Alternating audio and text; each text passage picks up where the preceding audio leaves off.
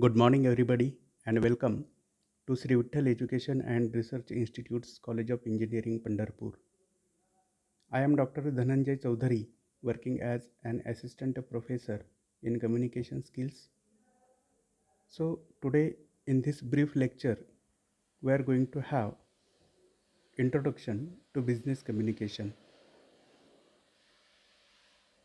So, basically, our question is what is business communication? See, there are two terms here. One is business and another is communication. So let's discuss the definition of business first. Business is the exchange of products and services on the basis of money.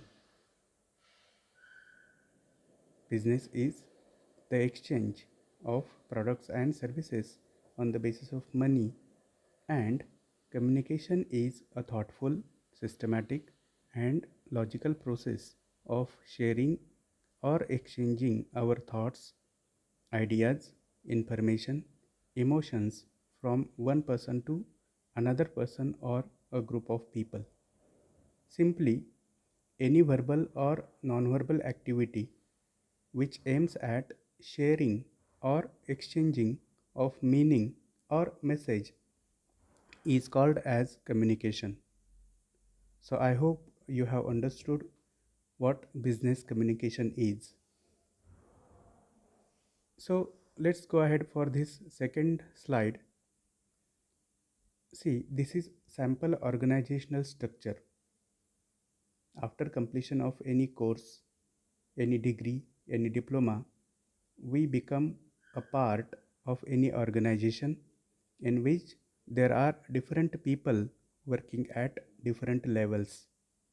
So, in this chart, we can find that the general manager is at the topmost position, and below that, there are different departments: sales department, R&D, production, financial, HR department, quality control department, equipment, manufacturing, purchase, planning. Below that, laboratory, packaging, production, and warehouse. So here we can see that this organization is nothing but it is a group of people working at different levels, different authority levels. So here communication is the most important thing for smooth functioning of that organization. Without communication, we cannot imagine any organization. So we need to have this organizational structure in front of our eyes, and we have to put ourselves in any of that position, and we have to imagine so that we will understand what communication is and how it is important in business. So after this, let us go ahead for the next slide. This slide contains different forms of professional communication. So basically there are two types. One is verbal communication and another is non-verbal communication. Verbal communication means that communication which happens through any language, and non-verbal communication is that communication in which there is no use of language, but there is use of different aspects of body language and graphic language. For example, posture, gestures, eye contact, facial expressions. These are the aspects of body language. Whereas different charts, graphs, maps, pictures, etc. are the parts of graphic communication. When we come to verbal communication, there are two types. One is oral communication, that is spoken communication, and another is written communication, that is handwritten or printed communication.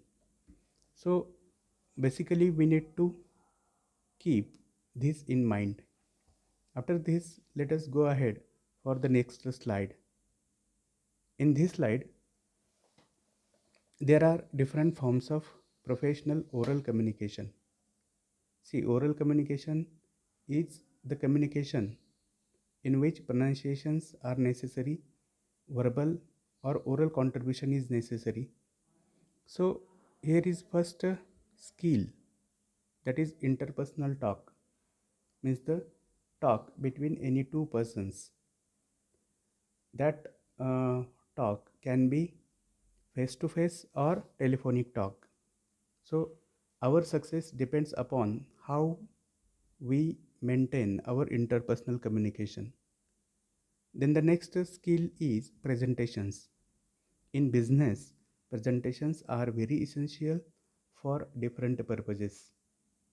It is like a talk, a lecture, a demonstration, and different purposes of presentations can be motivation to employees, then explaining specific ideas, then project presentation, then motivation or discussion and decision making.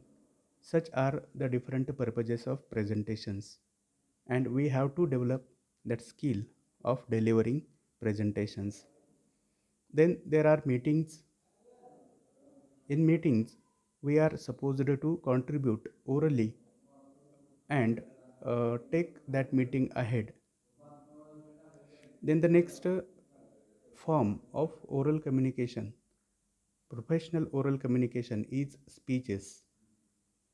As a professional, we have to deliver different short and long speeches on different occasions. For example, if we arrange any function, we have to deliver welcome speech. If we are in a farewell function, then we have to deliver farewell speech. If we have invited any dignitary for any function, we have to introduce that function, that dignitary to the people who have attended that function. Then there may be some other types of speeches like vote of thanks. So we have to deliver such speeches.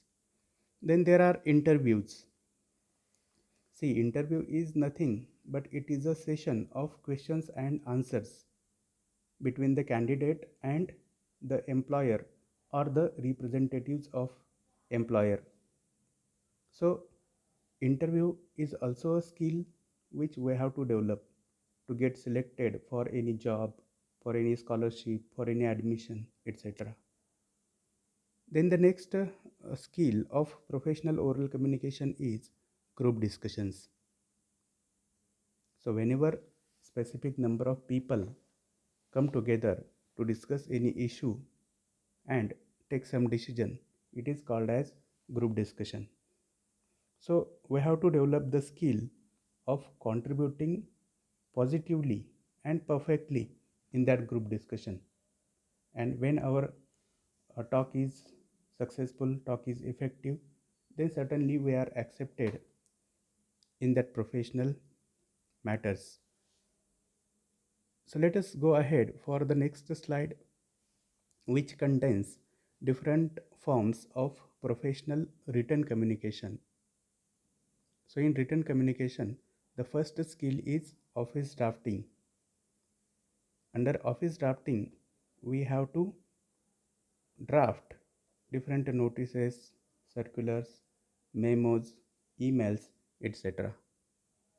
All these documents are necessary for circulating specific information among different people.